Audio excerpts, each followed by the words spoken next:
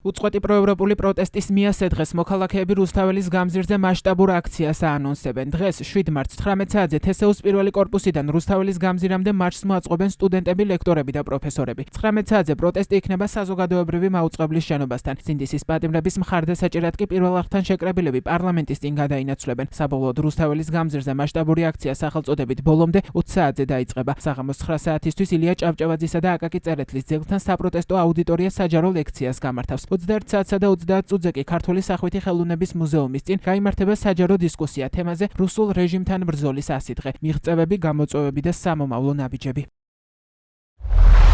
მასობრივი პროტესტის მიასედღეს რუსთაველზე შევიკრიბებით ძალიან ბევრი საქართველოს მოქალაქე. კიდევ ერთხელ მოვითხოვთ საოკუპაციო რეჟიმის გაშვებას და ყველას დავანახებთ, რომ ჩვენ არ შევეგუებით ხელისუფლების უზურპაციას და დიქტატურის დამყარებას. ჩვენ ვიბრძოლებთ ბოლომდე და არ დაუშვებთ ქვეყნის მომავლის მოპარვას. მნიშვნელოვანია ბევრი ვიყოთ. პროტესტის მიასედღეს აქციები თბილისის გარდა საქართველოს კიდევ რამდენიმე ქალაქში გაიმართება. ესენია ბათუმი, ზუგდიდი, ქუთაისი, თელავი, ახმეტა, გორი, ჩხოროწყუ და ახალციხე.